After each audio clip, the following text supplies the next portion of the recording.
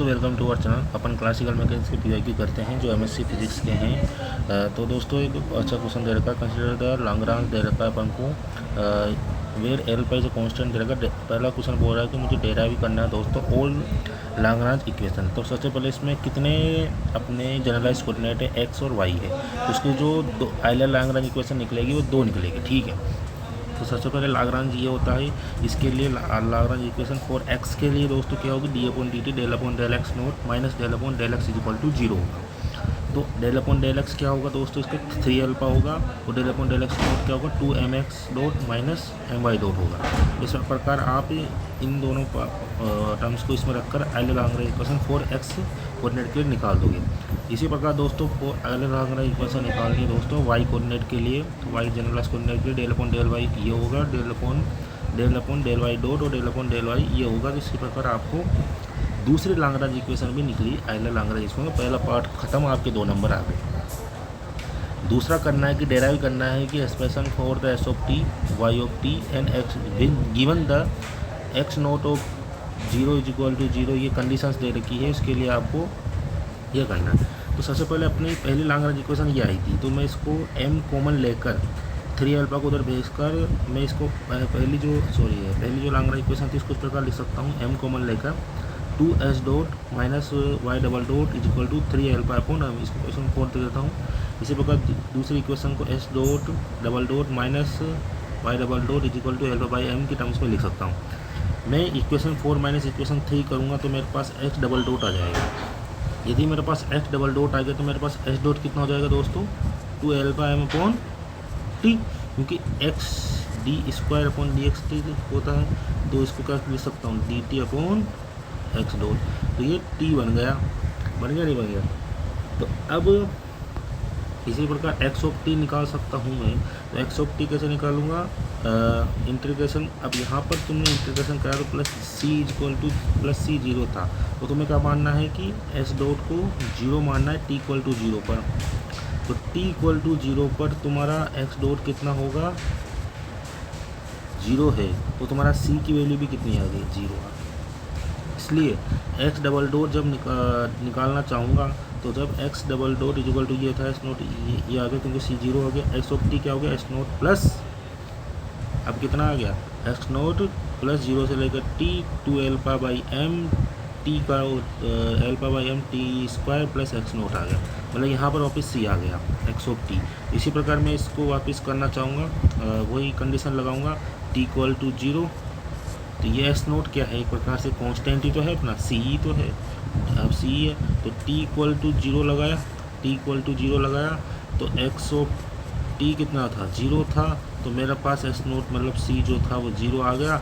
मतलब मेरा जो एस ऑफ टी है दोस्त वो मेरा क्या है, alpha by M T square. इसी प्रकार वाई नोट के लिए वाई वाला टर्म निकालना, वाई डबल नोट निकालना। वाई डबल नोट कैसे करूँगा, मेरे को 2 मल्टीप्लाई करना है, 2 मल्टीप्लाई करूँगा इक्वेशन 3 में और माइनस कर दूँगा इक्वेशन 4 से, तो मेरे पास वाई डबल डॉट आ जाएगा। तो वाई डबल डॉट ये आ गया, वाई डॉट ये आ गया। तो इसी प्रकार टी इक्वल टू 0 रखूँगा तो मेरे पास वाई ऑफ 0 भी 0 हो जाएगा। तो y of t after the ये कंडीशंस लगाने के बाद अल्फा बाई टी स्क्वायर, ये मेरा फाइनल्स होगा। तो ये जब करने के आपको 2 नंबर मिल गए हैं। अब राइट करना है y as a function of x eliminating t and using the s naught y naught. मतलब फंक्शन ऑफ x निकाल लो आप, y निकालो और d y upon d x करो तो 1/2 आ रहा है। क्या देखो मेरे को एक टाइम t के बाद और एलिमिनेट करना है एक्स नोट और एक्स टी, कोई दिक्कत नहीं है। एलिमिनेट कर लिया मैंने एक्स नोट, तो टी और वाई नोट भी मैंने एलिमिनेट कर दिया, ठीक है। मतलब आपको एक्स नोट और वाई नोट रखने हैं, इसमें यूज़ करना है, ठीक है। ओके, कोई दिक्कत नहीं है। मैं माना कि मैंने वो कंडीशंस नहीं लगाई है जो मैं कंडीशंस लगा रहा हूँ, टी बराबर 0 पर वाई ऑफ 0 0 है और एस डॉट 0 नहीं लगाई। तो ये मेरा एक फॉर्म बन गया, ये मेरा एक। तो मैं यहाँ से टी स्क्वायर निकालूंगा, तो टी स्क्वायर क्या हो जाएगा, m upon alpha x minus x naught हो जाएगा। ये मुझे प्रूव करना है। इसी प्रकार y is equal to y naught plus alpha by 2 m T square होगा। तो टी स्क्वायर की वैल्यू यहाँ पर टाइम तो दोनों एक्स वाई कोऑर्डिनेट के लिए सेम रहेगा, तो यहाँ पर रख दूँगा। तो यहाँ पर y is equal to y naught plus half x minus x naught आएगा। इसका डेरिवेटिव करूँगा, d y upon d x करूँगा दोस्त, हाफ आ जाएगा। ये मेरे को प्रूव करना था, ये प्रूव हो गया, तेरा 2 नंबर हो रहा है, मस्त है, ठीक है, कोई दिक्कत नहीं है।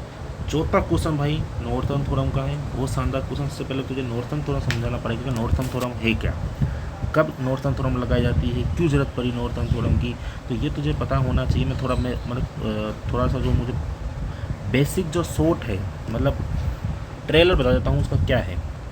ट्रेलर बता देता हूँ, पिक्चर अभी बाकी है। भाई एमी नॉर्थन नाम की एक साइंटिस्ट थी, मैथमेटिशियन थी काफ़ी। एमी नॉर्थन 1918 ने इन्होंने प्रूव करा था नॉर्थर्न थ्योरम को। ये जो नॉर्थर्न थ्योरम होती है, ये नॉर्थर्न थ्योरम एमी नॉर्थर्न जो थ्योरम है अपनी दोस्त, ये अपनी जो नॉर्थर्न थ्योरम होती है, ये सिमेट्री की, हर सिमेट्री का एक कंजर्व क्वांटिटी होता है। मतलब पहले अपने जो होता है कि फिजिक्स अपन पढ़ते हैं तो अपना ये क्वेश्चन आता है कि हर कंजर्व क्वांटिटी, जैसे एनर्जी, मोमेंटम, एंगुलर मोमेंटम कहाँ से आई, मतलब कंजर्व क्वांटिटी कहाँ से आई। मतलब अगर एनर्जी कंजर्व हो रही है तो उसके पीछे कौन सा फंडामेंटल प्रिंसिपल है, ये दिमाग में आती थी चीज़ें कि कंजर्व क्वांटिटी कहाँ से आई, और एवरी एनर्जी कंजर्व हो रही है तो इसके पीछे कौन सा फंडामेंटल। तो एमी नॉर्थन ने 1918 में इसको प्रूव करा कि हर सिमेट्री, मतलब एवरी सिमेट्री, हर सिमेट्री का एक कंजर्व क्वांटिटी होता है, हर सिमेट्री का एक कंजर्व क्वांटिटी होता है। मतलब कोई भी सिमेट्री हो उसका एक कंजर्व क्वांटिटी होता है। ओके, मेन आइडिया ये है कि टाइम ट्रांसलेशन सिमेट्रिक हो, मतलब ये सिमेट्रिक और कंजर्व दोनों के बीच में एक रिलेशन बताती है नॉर्थर्न थ्योरम। एक रिलेशन ड्राइव करती है कि एक सिमेट्री और कंजर्व क्वांटिटी के बीच में एक रिलेशन ड्राइव करती है। टाइम ट्रांसलेशन सिमेट्रिक होती है, एक होती है time translation symmetric. Time translation symmetric में क्या होता है, एनर्जी कंजर्व रहती है, एनर्जी क्या रहती है, कंजर्व रहती है। इस प्रकार स्पेस ट्रांसलेशन सिमेट्री होता है, उसमें लीनियर एंगुलर मोमेंटम कंजर्व रहता है। इसी प्रकार रोटेशन सिमेट्रिक होता है, रोटेशनल सिमेट्रिक होता है, उसमें क्या रहता है, एंगुलर मोमेंटम कंजर्व रहता है, एंगुलर मोमेंटम कंजर्व रहता है। तो यहाँ पर अपन जो बात कर रहे हैं स्पेस, मतलब पोजीशन की बात कर रहे हैं, स्पेस ट्रांसलेशन की बात कर रहे हैं, तो यहाँ पर लीनियर मोमेंटम कंजर्व रहेगा, समझ रहे हो। तो लीनियर मोमेंटम यहाँ का ये क्या रहता है दोस्तों, कंजर्व रहता है। तो ये थोड़ा बहुत बताया कि अकॉर्डिंग नॉर्थर्न सिमेट्री और कंजर्व क्वांटिटी में रिलेशन होता है। और यहाँ पर जो तुम्हारा लैग्रांज निकलता है, जैसे यहाँ पर एक क्यू आई जो कोऑर्डिनेट क्यू होता है, जनरलाइज कोऑर्डिनेट, इसको मैं क्यू आई डे से रिप्रेजेंट कर सकता हूँ। इसको Q I plus N I epsilon I की टर्म्स में लिखा जा सकता है, इसको डेल्टा क्यू ही बोलते हैं एन आई को। तो यहाँ पर जो एप्सिलॉन होता है ये इज एन है इन्फिनिटेसिमल नंबर होता है। तो मतलब इसका जो बहुत जीरो होता है, लेस देन जीरो, तो ये मतलब स्क्वायर करोगे तो जीरो आ जाएगा, कोई दिक्कत नहीं। तो आपको जो चीज़ याद रखनी है, एक तो ये चीज़ याद रखनी है दोस्त कि जो आप लैग्रांज सेम होता है कि तुम कोऑर्डिनेट को चेंज कर रहे हो, मतलब क्यू की जगह आपने क्यू प्लस क्यू डेस कर दिया, तो क्यू प्लस एन आई से सिग्मा आई एप्सिलॉन आई कर रहे हो। तो ये जो एन आई, और मतलब अपन ये नहीं करते कि क्यू डेस करते हैं, तो q dash is equal to q plus delta q की जगह आप एन एप्सिलॉन लिख दो, कोई दिक्कत नहीं है। तो यहाँ पर जो क्यू डेस आया, तो जो एल डेस आया इससे कोई लैग्रांज आएगा एल डेस, और जो पहले को जो लैग्रांज था वो क्या होगा, सेम होगा। ये इसका प्रॉपर्टी है, क्योंकि हर सिमेट्रिक और कंजर्व क्वांटिटी में रिलेशन ये बताता है, तो इसका लैग्रांज सेम होगा। दूसरी बात से जो कंजर्व क्वांटिटी निकलेगी, जब ये अपना जो लैग्रांज आया तो डेल अपॉन डेल एप्सिलॉन से प्रूफ होता है, इसका जीरो करोगे तो ये कंजर्व क्वांटिटी आएगी। इस कंजर्व क्वांटिटी निकालना पड़ेगा। कंजर्व क्वांटिटी क्या होती है, summation p i del q, summation p i del q. तो इसे मैं पी आई डेल क्यू को बोल सकता हूँ एन आई क्यू, क्योंकि ये जो एन आई होता है मेरा क्या होता है, क्यू का ही फंक्शंस होता है। ठीक, ये दो चीज़ें याद रखो, आपका नॉर्थर्न थ्योरम का हर क्वेश्चन सोल्व होगा। तो यहाँ पर अपना जो पोजीशन था इसको एच डेस मान लिया, उसको s plus n one epsilon लिख दिया, वाई डोस को y plus n two epsilon लिख दिया। तो इसका जो डेरिवेटिव पार्ट होगा एस डॉट डेस और इक्वल टू एस डॉट ही होगा, क्योंकि एप्सिलॉन और एन वन तो कॉन्स्टेंट है बड़े। इसी प्रकार Y one dash is equal to Y one dash, तो मतलब लैग्रांज का काइनेटिक पार्ट सेम होगा जो अब बचा कौन सा, क्योंकि मेरे को प्रूव करना है L dash is equal to L. ये मैं इस इक्वेशन का यूज़ प्रूफ नहीं करना, मैं इस इक्वेशन का यूज़ करूँगा मेरे को निकालने के लिए। मेरे को पहले क्वेश्चन क्या पढ़ा है फोर्थ पार्ट में देखो कि मुझे गिवन द लैग्रांज दे रखा है invariant under the coordinate x dash को, तो उसने क्वेश्चन में बोल दिया, तुम्हें दिमाग लगाना ही नहीं है, क्वेश्चन में बोल दिया कि इस टर्म्स में लिखो n1 n2 are the some constant होते हैं, डिटरमाइन करना the value of n1 upon n2। अब ये n1 अपॉन n2 वैल्यू कैसे डिवाइड करूँगा, जब लैग्रांज जो एल डैश पे जो लैग्रांज है, मतलब क्यू डैश पर, मतलब एच डैश और वाई डैश पर जो लैग्रांज है वो एक्स और वाई पर लैग्रांज का इक्वल हो जाए, तुम इससे n1 और n2 की वैल्यू निकाल दो, 2 नंबर आ जाएगा। और डेराइव करो the conserve quantity for this coordinate transformation using the northern theorem. तो भाई कंजर्व क्वांटिटी तुम्हें निकालनी है, और कंजर्व क्वांटिटी जो मैंने बताई क्यू इज इक्वल टू क्या होती है, p i summation p i del q क्या है एन आई, से के आई भी बोलते हैं, के मतलब बहुत सी जगह एन आई की जगह के आई यूज़ किया जाता है, डेरिवेशंस वगैरह में आप देखोगे तो, ठीक है, एन आई की जगह के आई यूज़ किया जाता है, ठीक।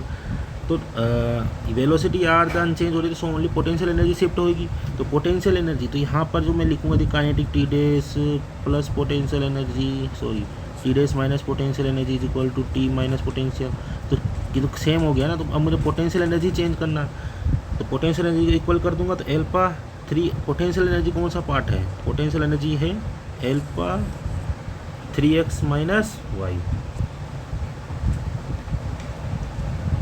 3x माइनस वाई, तो ये 3x minus y 3x dash minus y L dash का पार्ट है, L dash is equal to क्या है एल है, अब एल्फा 3 एल्फा, अब 3 एल्फा तो होगा, अब x डैश की जगह क्या रखना है दोस्त मेरे पास, x प्लस बोल n1 स्क्वायर, और y डैश की जगह y1 प्लस n2 एप्सिलॉन, तो यहाँ पर रख दिया, तो एल्फा कॉमन ले लिया, और ये alpha is equal to n3 n1 epsilon, देखिए यहाँ पर रखा है 3 कॉमन लेकर x1 plus n1 epsilon minus, क्योंकि माइनस आ रहा था तो minus alpha y plus y की जगह क्या रख दिया y प्लस n2 एप्सिलॉन, तो यहाँ पर क्या कर लिया कि x वाला पार्ट x और y वाला पार्ट अलग कर दिया एल्फा में, और n1 और n2 वाला पार्ट ये अलग कर दिया, ठीक है। अब ये वाला पार्ट तो इसके इक्वल होगा ही सनी, वही दिक्कत नहीं है, बट ये वाला पार्ट इसके इक्वल होने के लिए इस वाले पार्ट को 0 होना, क्योंकि ये तो होता ही है एल डैश बराबर एल, ये कभी हो सकता है जब ये वाला पार्ट 0 हो, तो ये वाला पार्ट 0 पर मान लेते हैं 3n1 minus 3n2 is equal to 0 है, तो n1 अपॉन n2 की वैल्यू 1/3 थी, यही तो डिटरमाइन करनी थी नॉर्थन थ्योरम, यही तो मतलब यही तो डिटरमाइन करने को बोला था, एल डैश एल टू मतलब पोजीशन वाला पार्ट इक्वल होना चाहिए, तो ये वाला पार्ट 0 होगा, तो 3n1 minus 3n2 is equal to n1 upon n2 क्या हो गया अब दोस्तों 1/3 हो गया, तो n2 की वैल्यू कितनी आएगी 3n1 पे, 2 नंबर तुम्हारे आ गए, मस्त रहो। अब तुम्हें क्वांटिटी क्यों निकालनी है, दूसरा पार्ट पूरा कंजर्व क्वांटिटी निकालो यूजिंग द नॉर्थन थ्योरम, और नॉर्थन थ्योरम की प्रॉपर्टी क्या होती है, समीशन पी आई, और यह बहुत सी जगह इसकी जगह क्या लिखा जाता है, समीशन पी आई के आई, मतलब बहुत सी जगह के आई को एन आई से, मतलब के I is equal to N आई होता है, मतलब के आई एन आई की जगह के आई लिख दो, क्या क्या फ़र्क हो रहा है, मतलब के आई एक वही कॉन्स्टेंट है एक प्रकार से जो क्यू का फंक्शन ही है, तो del x upon n1 epsilon n2 epsilon होगा, तो समीशन क्यू आई, तो डेल एक्स डेल वाई होगा, तो n1 यहाँ पर क्या रखा है, पी एक्स रखा है, पी एक्स मतलब क्या होता है समझ रहा है, पी एक्स मतलब डेल अपॉन डेल एक्स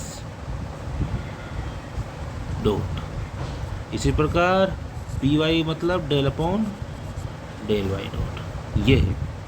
तो जो मेरा ये वाली क्वांटिटी आई थी, जो मैं यहाँ पर डेरिवेटिव करा था ना del upon del x dot, ये देखिए यही भी चीज़ वहाँ पर पी एक्स में रख दी, और n1 रख दी, यहाँ पर एप्सिलॉन नहीं आएगा क्योंकि वो तो n1 के इक्वल होगा, क्योंकि यह n1 ही क्यू का फंक्शन होता है, तो यहाँ पर मैंने देख n1 पी एक्स रख दिया, n2 is equal to 3n1 होता है, और यहाँ पर पी वाई रख दिया, तो q इज इक्वल टू मेरी कंजर्व क्वांटिटी क्या हो गई, minus x1 x dot plus 2y y dot, यही मेरी कंजर्व क्वांटिटी है, इसको निकालने के 2 नंबर और आ गए। तेरा जो लैग्रांज वाला क्वेश्चन था दोस्त, मतलब जो MSc लेवल में पूछा जाता है, IIT MS DU जो भी अच्छा अगर यूनिवर्सिटी है उसमें 2 2 4 4 2 6 6 और 4 10 नंबर तेरे पास क्या हो गए, मस्त है। तो अच्छा क्वेश्चन था, नॉर्थन थ्योरम से अपन इसको प्रूव करा है।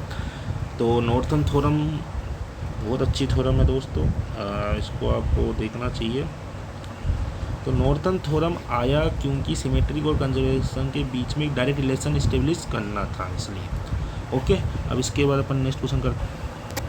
तो दोस्त अब ये वाला क्वेश्चन करते हैं। अच्छा क्वेश्चन है कि तुम्हें एक मास m दे रखा है, is free to slide and the frictionless stable on the connected wire string. मतलब एक मास कैपिटल M है और स्मॉल मास है, ये एक होल से यहाँ पर कनेक्ट करा गया है। सोन पे अपन को फिगर दे रहा है, जूम करना है कि मास है vertical line only the something. तो ये दोस्तों यहाँ पर जो लेंथ रहेगी वो क्या होगी, L-R, ये लेंथ क्या होगी R। तो how many degree of freedom, तो इसकी डिग्री ऑफ फ्रीडम कितनी होगी दोस्त, आप ही बताइए। एक यहाँ पर थीटा एंगल होगा, थीटा एंगल चेंज होगा और एक इसकी लेंथ में R चेंज होगा। तो एक थीटा और R दो चीज़ें चेंज होगी, तो डिग्री फ्रीडम कितनी हो जाएगी दोस्तों, 2 इसकी डिग्री ऑफ फ्रीडम निकल जाएगी। तो write down the Lagrange in terms of the suitable coordinate. तो इसको लिखते हैं। तो 2 डिग्री ऑफ फ्रीडम निकल गई इसकी मेरी R और थीटा के टर्म्स में। तो पोलर कोऑर्डिनेट के टर्म्स में इसको तोड़ सकता हूँ। तो ये मेरा एक ये जेड मान लिया, इसको वाई प्लेन मान लिया और ये मेरा एक्स। तो ये एक्स वाई प्लेन में रखा हुआ है। ये अपना जो मास एम स्मॉल एम मास एम का जो बोब रखा हुआ है एक्स वाई प्लेन में रखा हुआ है। और ये जो दे रखा है ये L-R होगा। तो जो टोटल लेंथ होगी वो दोस्तों कांस्टेंट होगी। तो R प्लस जो टोटल लेंथ होगी वो क्या होगी दोस्तों, कांस्टेंट होगी। तो L को टोटल क्या होगी, कांस्टेंट होगी। तो कोई दिक्कत नहीं है। तो ये यहाँ पर जो जाएगी इसको Z मान लिया। तो और ये R है तो R प्लस ये R और ये जो नीचे वाली जो आ रही है R plus Z is equal to क्या माना, कांस्टेंट। तो Z इज इक्वल टू क्या हो गया दोस्तों मेरा L माइनस R हो गया।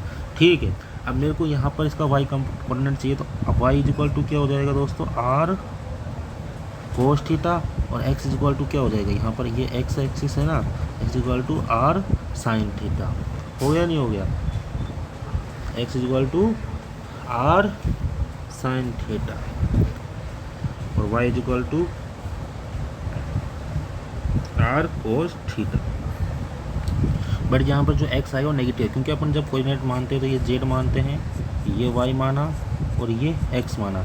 तो जो एक्स वाई प्लेन है, ये जो मेरा एक्स वाई प्लेन है वो ऐसे यहाँ पर जो पॉजिटिव एक्स होगा वो इधर आएगा, बट इधर जो आएगा वो नेगेटिव वाला आएगा। तो negative y R sine theta आएगा, समझ रहे हो। तो यहाँ पर जो है ये एक्स का नेगेटिव वाला पार्ट है, जहाँ पर ये मास m का कैपिटल R रेडियस से रखा हुआ है स्मॉल m का, और ये यहाँ पर इस होल से लेकर कैपिटल M पर लटका हुआ है, समझ रहे हो, थोड़ा फीलिंग ले लो। तो ठीक है, तो अब इस प्रकार x डॉट निकाल दूंगा, इसके लिए r डॉट x डॉट निकाल दिए इस इक्वेशन से। इसी प्रकार इस इक्वेशन से r डॉट निकाल दिए। यहाँ पर थीटा और थीटा डॉट के टर्म्स में भी इसको लिखना है। तो इसकी काइनेटिक एनर्जी कितनी हो जाएगी दोस्तों, half m x dot square plus y dot square plus, अब कैपिटल M के पास कौन सी का z है, तो half capital M z square, क्योंकि अब z बराबर क्या है L माइनस R। तो z डॉट बराबर minus R dot z dot square is equal to R dot square. तो z डॉट की जगह मैं क्या रख दूंगा, यहाँ पर R डॉट रख दूंगा, और x की जगह R डॉट स्क्वायर, y की जगह R square theta dot square. अब ये कहाँ से आया, ये तुम्हारे दिमाग में आ रहा होगा, ये इस चीज़ से आया।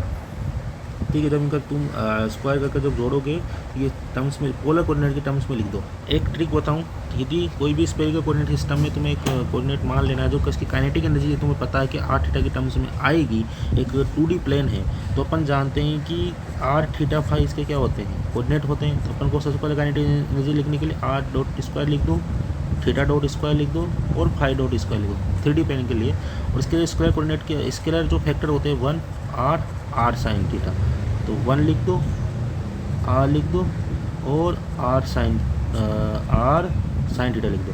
तो देख R dot square theta dot square plus R square sine square theta phi dot square. ये मेरी काइनेट वेलोसिटी हो जाती है दोस्तों 3D प्लेन के लिए स्फेरिकल कोऑर्डिनेट सिस्टम। बट यहाँ पर 2D प्लेन ही है, तो इस वाले पार्ट को उठा दो, ये वाला पार्ट तुम्हारा। बट जब तुम इनका स्क्वायर करके जोड़ोगे और यहाँ पर पुट करोगे तो यही आएगा, कोई दिक्कत नहीं की जरूरत नहीं है, मस्त रहो। अब मैं half m small m capital M को कॉमन ले लिया, R डॉट स्क्वायर ले लिया। पहले अब कैपिटल एम को कॉमन ले लिया, small half m r dot square ले लिया।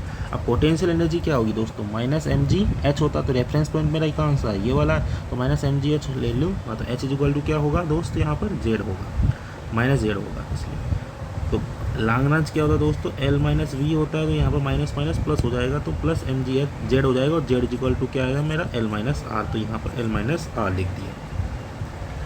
तुम यहाँ पर आराम से आइलर लैग्रेंज सी वाला पार्ट, अब तुम्हें लैग्रेंज लिखने के ही नंबर था, सी वाला पार्ट आइलर लैग्रेंज इक्वेशन लिखोगे, अब आइलर लैग्रेंज इसको आर के टर्म्स में लिखोगे, थीटा के टर्म्स में लिखोगे, क्योंकि दो जनरलाइज कोऑर्डिनेट से, तो आर और थीटा के टर्म्स में तुम आइलर लैग्रेंज इक्वेशन लिखोगे, उसको सोल्व करोगे, ये आएगी, इसको सोल्व करोगे, d upon D t del upon del r dot minus del upon del are is equal to zero, d upon D t del upon del are theta dot minus del upon del theta is equal to zero.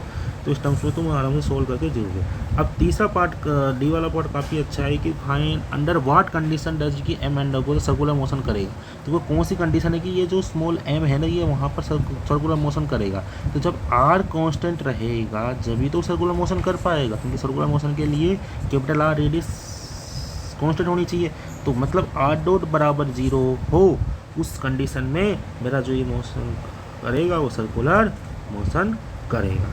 बात समझ में आई नहीं है दोस्तों, उस condition में जो circular motion करेगा मतलब आर डबल डॉट भी जीरो हो जाएगा। तो ये वाली जो आइलर लैग्रेंज इक्वेशन निकलेगी, इसमें क्या कर दूंगा, आर डबल डॉट को भी जीरो रख दूंगा, बचा ये वाला टर्म्स, तो ये minus M G is equal to zero हो जाएगा, मतलब M R theta dot square दोस्तों कितना हो गया, कैपिटल एम जी हो गया। चलो आगे बढ़ते हैं। अब ई वाला पार्ट क्या बोल रहा है मेरे दोस्त कि what is the frequency of small oscillation in the variable R about the circular, जब सर्कुलर मोशन करेगा तो उसमें जो स्मॉल ओसिलेशन आएगा आर में वो बताना है, क्योंकि ये जब सर्कुलर मोशन करना स्टार्ट करेगा तो ये इस प्रकार से आर में, जैसे इसका ये होल है, सर्कुलर मोशन करेगा तो इसमें जो आर है इसमें से एक वेरिएशन आएगा, इस प्रकार से वेरिएशन आएगा, क्योंकि जब ये सर्कुलर तो वेरिएशन किस प्रकार, क्योंकि जो नीचे जा रहा है, एक तुम सर्कुलर मोशन करा रहे हो तो स्मॉल आर में थोड़ा वेरिएशन आएगा, इसको मैं मान लेता हूँ आर डिस बराबर आर प्लस डेल आर एक का वेरिएशन आ रहा है, तो उसमें स्मॉल ओसिलेशन निकालनी है। तो थीटा यहाँ से आगे सर्कुलर मोशन करेगा तो थीटा डॉट स्क्वायर इस इक्वेशन से आ गया, मस्त रो, यहाँ से ये काम हो गया, ठीक है, ओके नो प्रॉब्लम। अब ये वाली कंडीशन आई सर्कुलर मोशन के लिए, तो जो आर है आर प्लस डेल आर लिख सकता हूँ, इस इक्वेशन में पुट कर सकता हूँ, आर की जगह आर प्लस डेल आर कर दिया, तो आर डबल डॉट क्या हो गया, R double dot plus del R double dot, तो इस इक्वेशन को रख दिया, M R R plus R del are theta dot square minus M G equal to zero, ठीक है। अब मैं यहाँ आराम से डेल आर डबल डॉट, यहाँ से मैथमेटिक्स है, डेल आर नीचे गया, क्योंकि मेरा टारगेट होना चाहिए डेल आर के रेस्पेक्ट में एक डिफरेंशियल इक्वेशन बना लूँ, ये क्योंकि डेल आर बहुत स्मॉल है, तो यह वाला नीचे पर मैंने वन अपॉन आर कॉमन लिया, वन अपॉन आर ये से वन अपॉन आर कॉमन लेते बचा one plus del R upon R, तो जैसे one plus del R upon R ऊपर गया तो माइनस वन हुआ, और यहाँ पर आराम से मैं, क्योंकि डेल आर बहुत बड़ा है तो डेल आर अपॉन आर छोटा हो जाएगा एक से बहुत कम, तो यहाँ पर बाइनोमियल थ्योरम खोल दूंगा, डेल आर अपॉन आर हो जाएगा, तो ये माइनस आ गया डेल आर एम जी। इस प्रकार से तुम इसको सोल्व करोगे तो ये इक्वेशंस तुम्हारी बनती हुई दिखाई दे रही होगी। तो इस ये जो डबल डिफरेंशियल इक्वेशन है इसमें तुम फ्रीक्वेंसी कैसे पता लगाओगे बताओ। तो दोस्तों क्या होगा कि यहाँ पर अपनी कैलकुलेशन थोड़ी हार्ड बन जाएगी इस डिफरेंशियल इक्वेशन यहाँ पर, इसलिए मैं ये वाला जो थीटा डॉट स्क्वायर है M G upon M R नहीं लूँगा। मैं यहाँ पर मेरे को पता है कि देखो ये आपको पता है आपकी दो इक्वेशन बनेगी, थोड़ा रॉन्ग मेथड हो गया सॉरी। तो यहाँ पर आपको पता है क्योंकि एक इससे भी सही है, बट यहाँ पर डिफरेंशियल इक्वेशन आपकी हार्ड बन रही है, इसलिए मैं ये वाला ये इससे थीटा डॉट स्क्वायर ये नहीं ले सकता, मैं थीटा डॉट स्क्वायर यहाँ से लूँगा। यहाँ पर आपका D upon D T second equation में D upon D T M R square theta dot equal to zero हो जाएगा। तो यहाँ पर जो एम आर स्क्वायर है ये कांस्टेंट रहेगा, तो इसका ये एंगुलर मोमेंटम रहेगा, क्योंकि जब स्पेस आपको मैंने बताया नॉर्थन थ्योरम में स्पेस ट्रांजिशन होता है, तो स्पेस मतलब पोजीशन का ट्रांजिशन होता है, angular momentum conservation law use होता है। तो यहाँ पर जो होता है दोस्तों एंगुलर मोमेंटम कंजर्व हो रहा है, तो L equal to M R square theta dot आया। तो यहाँ पर ठीक है, तो मैं थीटा डॉट की जगह L upon M R square use कर सकता हूँ, कर सकता हूँ, नहीं कर सकता। और आर की जगह वही अपन को R plus R double dot use करना है। तो ये इक्वेशन अपनी यहाँ तक सही है, यहाँ ये इक्वेशन यहाँ तक आई है वो सही है। इसके बाद वाला जो अपन ने थीटा डॉट स्क्वायर करा वो थोड़ा गलत है। तो ये इक्वेशन ले लेता हूँ मैं, small M plus capital M capital del R plus small M theta dot square del R minus M G is equal to 0। Okay, तो यहाँ पर theta dot square is equal to क्या रखना है दोस्त, L upon M R square का whole square, that is called L square M square R को। तो ये रख दे small M capital M del R double dot plus small M रख दे दोस्त, एल स्क्वायर रख दे यहाँ पर, एम स्क्वायर आर की पावर 4 ठोक दे दोस्त, और यहाँ पर del R. Okay, no problem. चल आगे बढ़। तो जैसे यहाँ पर आर आया तो आर की जगह मैं कह सकता हूँ आर प्लस डेल आर, मैंने यहाँ पर लिया है आर प्लस आर को R plus R del R कर दूँगा, R plus R del R का होल की पावर 4। इसी प्रकार यहाँ पर भी वही इक्वेशन आएगी जो मेरी यहाँ थी, M plus small M capital R plus del R double dot plus M R plus del R और theta dot square minus M G. तो इसी प्रकार दोस्तों यहाँ पर क्या जाएगा, आर प्लस डेल आर के पावर होल क्यूब, और यहाँ पर आर प्लस डेल आर था, ये था ना, थीटा डॉट स्क्वायर जगह मैंने इसका स्क्वायर कर ही दिया, minus M G equal to 0। तो ये वाला पार्ट एक से गया, small capital M del R double dot आ गया, प्लस स्मॉल एम आया दोस्त, एल स्क्वायर एम से एम ऊपर गया, आर प्लस डेल आर आया, और minus M G equal to 0 आया। अब मैं इसको सोल्व करूँगा, तो इसको सोल्व करने पर यहाँ पर क्यू है, यहाँ पर क्योंकि एक पावर कटेगी यहाँ पर 3 बचा। अब यहाँ से क्या कर सकता हूँ मैं, इस वाले पार्ट को क्या लिख सकता हूँ, एम आर, क्योंकि आर कॉमन ले लिया, 1 plus del R upon R की पावर 3, क्योंकि यहाँ पर जो आर है बड़ा है दोस्त किससे, डेल आर से। तो यहाँ पर डेल आर अपॉन आर 1 से बहुत छोटा हो जाएगा। अरे हो जाएगा नहीं हो जाएगा, क्योंकि डेल आर बहुत बड़ा है, तो R del R upon R 1 से बहुत छोटा हो जाएगा। तो इस वाली इक्वेशन को क्या लिख सकता हूँ, del R double dot plus L square M R नीचे 1 plus del R upon R का minus cube minus M G is equal to 0।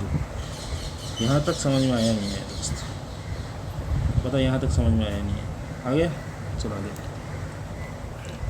अब यहाँ पर small M capital M double R L square upon R M R, तो यहाँ पर मैं binomial theorem को और सकता हूँ, जब ये जो x है, जब x 1 से बहुत छोटा होता है तो यहाँ पर जो n होता है वो क्या होता है, 1 प्लस एन एक्स हो जाता है। तो 1 माइनस, तो प्लस में n क्या है यहाँ पर -3, तो डेल आर अपॉन आर हो गया minus M G is equal to 0 हो गया। अरे हो गया ना दोस्त, कोई दिक्कत नहीं। अब तो भाई जोड़ बाकी गुना भाग है, डरना नहीं है, मस्त रहना है। M R -3 L square upon M R square del R minus M G is equal to 0, ठीक है, ओके। अब M plus del R double dot -3 L square del R upon M R plus में L square, ये वाला part L square upon M R minus M G is equal to 0। तो ये L, क्योंकि मेरा क्या था, L is equal to M R square, तो एल अपॉन एम आर जो था ये क्या बना है, L square upon M R square है, सो एम आर, क्योंकि -3 एम आर होता है, तो ये एम आर स्क्वायर है। अरे ये यहाँ से कॉमन आएगा, यहाँ से कॉमन आएगा आर, तो आर क्यूब आएगा ना। कैलकुलेशन मिस्टेक बहुत हो रही है दोस्तों, आप मत करना भाई, आपको नहीं करनी है इतनी कैलकुलेशन मिस्टेक, ठीक है। यहाँ पर कॉमन आएगा तो ये आएगा, ये आर क्यूब आएगा, तो ये यहाँ पर भी एल स्क्वायर अपॉन जो था ये आर क्यूब में रहेगा नहीं रहेगा, तो ये जो एल स्क्वायर था, एल बराबर M R square theta dot है नहीं है, तो L square upon M I square R की पावर 4 थीटा डॉट स्क्वायर। नहीं, ये वाला पार्ट नहीं लेना है आपको, ये वाला पार्ट लेना है, क्योंकि कौन सा था ये वाला, ये कंडीशन थी, ये कंडीशन क्या, डबल डॉट, ये भी सर्कुलर मोशन के लिए 0 होगा। तो इसमें क्या होगा कि जो R M R theta dot square equal to M G होगा। M R theta dot square की जगह रखो आप, थीटा डॉट स्क्वायर की जगह आप क्या रख सकते हो, थीटा डॉट स्क्वायर की जगह आप रख सकते हो L square upon M square R की पावर 4 यहाँ से। तो L square M square R की पावर 4, तो यहाँ से दोस्त एम से एम कटा is equal to M G. तो M G is equal to तेरे पास क्या आया, एल स्क्वायर आर भी एक बार कटा एम आर की पावर 3। तो ये वाला जो पोर्शन है, ये जो वाला तेरा पोर्शन है, ये तेरा एम जी है। तो ये M G minus M G क्या हो गया दोस्तों, ये वाला टर्म्स पूरा टर्म 0 हो गया है। तो स्मॉल एम कैपिटल एम बचा, कैपिटल आर डबल डॉट बचा, minus 3 square small R del are is equal to 0। तो ये एक प्रकार की डिफरेंशियल इक्वेशन नहीं बनेगी तेरी।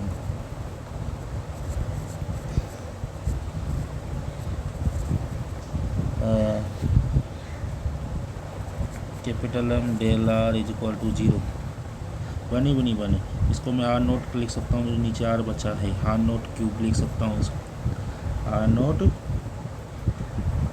लिख सकता हूँ, ठीक है। तो ये एक प्रकार से डिफरेंशियल इक्वेशन बन जाएगी, जिस प्रकार सिंपल हार्मोनिक ऑसिलेटर के अपने डिफरेंशियल इक्वेशन नहीं जानते अपन, D square X upon D T square minus omega nought square. तो ये एक प्रकार से ही, तो यहाँ पर एक्स की जगह क्या है, डेल आर है, और एक्स डबल डॉट यानी डिफरेंशियल इक्वेशन का डेल डॉट। तो omega square is equal to तेरा क्या हो गया, 3L square upon M R naught small M upon capital M. तो ओमेगा बराबर तेरा क्या आ जाएगा दोस्तों, फ्रीक्वेंसी ऑसिलेशन कितना हो जाएगा, M R naught small M upon capital M. दोबारा बता देता हूँ, तेरे को कंफ्यूजन हुआ होगा इसमें थोड़ा सा। तेरे को क्या करना है, ये इक्वेशन सोल्व करनी है, ऑसिलेशन निकालना, सर्कुलर मोशन के लिए मुझे स्मॉल ऑसिलेशन निकालना है। तो आर की जगह आर प्लस डेल आर कर दे और इस इक्वेशन में लिख दे। तो आर की जगह आर प्लस डेल आर कर दे, तो R double dot plus R double R आ जाएगा, small M theta dot square आ जाएगा, ठीक है। फिर तुझे क्या करना है, क्योंकि ये इक्वेशंस भी आएगी, तो ये तो होगा एंगुलर मोमेंटम। तो एंगुलर मोमेंटम तेरा क्या था दोस्त, कंजर्व था। तो तेरा एंगुलर मोमेंटम कंजर्व हुआ, तो ये एंगुलर मोमेंटम कंजर्व निकाल। देखो थीटा डॉट स्क्वायर की तरह लिखना है, तो थीटा डॉट की यहाँ पर स्क्वायर की वैल्यू कर, और यहाँ पर थीटा डॉट स्क्वायर की वैल्यू इसमें पुट कर दे, इसमें पुट कर दी। और यहाँ पर जो आर था वो भी तो आर प्लस डेल आर था, ठीक है। तो इस प्रकार जो यहाँ पर तो आर रख रहा है, इसको आर प्लस डेल आर रख, ओके। और आर को R naught plus del R लिखते हैं एक्चुअल में, तो आर लिख दो, कोई दिक्कत नहीं है, बट आर नोट होता है वो, ठीक है, इसलिए ठीक है। तो इसको कर उठा के फिर कैलकुलेशन करा के, फिर ये वाली जो पार्ट आया, इसमें आर नोट क्यूब को या आर एस क्यूब को तुम कॉमन लो, तो 1 plus del R upon R है। तो डेल आर से बहुत छोटा है, तो डेल आर अपॉन आर 1 से बहुत छोटा है। तो 1 plus del R upon R की पावर -3 है, तो 1 minus del R upon -3 del R upon R है is equal to minus M G upon 0। तो M small M plus capital M del R double dot, यहाँ equation बन गई। Constant को अलग कर दिया, L square upon small M R cube minus M G. तो ये वाला पार्ट क्या हो गया दोस्तों, 0 हो गया। तो ये डेल आर डबल डॉट, ये डेल आर इक्वल टू 0, ये इक्वेशन बनी। तो ये डिफरेंशियल इक्वेशन बनी, del R double dot minus omega square del are is equal to 0। तो एक्स की जगह तुझे क्या पुट करना है, डेल आर पुट कर, एक्स डबल डॉट की जगह तू क्या पुट कर, del R double dot put कर। तो ये तेरी एक डबल डिफरेंशियल इक्वेशन बन जाएगी, omega square 3L square upon, तो यहाँ से तो ओमेगा स्क्वायर निकालो, यहाँ पर तेरा फ्रीक्वेंसी निकल जाएगी, फ्रीक्वेंसी ऑफ ऑसिलेशन निकल जाएंगे, ठीक है दोस्त, बात समझ में आ गई। चलो इसका आप सेकंड क्वेश्चन करते हैं। सेकंड क्वेश्चन में क्या बोला गया है कि एक पेंडुलम दे रखा है, इज मेड फॉर स्प्रिंग दे रखा है, फोर्स कांस्टेंट के दे रखा है के, और length that is suspended at one end from the fix pivot O as a mass M attach किया जाता है अदर एंड। तो स्प्रिंग मतलब पहले स्प्रिंग था, इस प्रकार से स्प्रिंग था, तो इसको बस अटैच, पहले इसकी इनर्शियल लेंथ कितनी थी, एल थी, बाद में कितनी हुई, एल प्लस एक्स हुई नहीं हुई। तो पहले मैं इसका लैग्रांज निकाल देता हूँ। लैग्रांज निकालने के बाद अब जो नेक्स्ट पार्ट है वो नेक्स्ट वीडियो में बताता हूँ, कि शायद वर्टिकल बन गई शायद, मुझे ऐसा लगता है ये वीडियो। तो नेक्स्ट पार्ट में इसका बात कर लेंगे। तो ये वाला जो क्वेश्चन है स्प्रिंग वाला दोस्तों नेक्स्ट वीडियो में करते हैं आराम से, ठीक है। Thank you for watching this.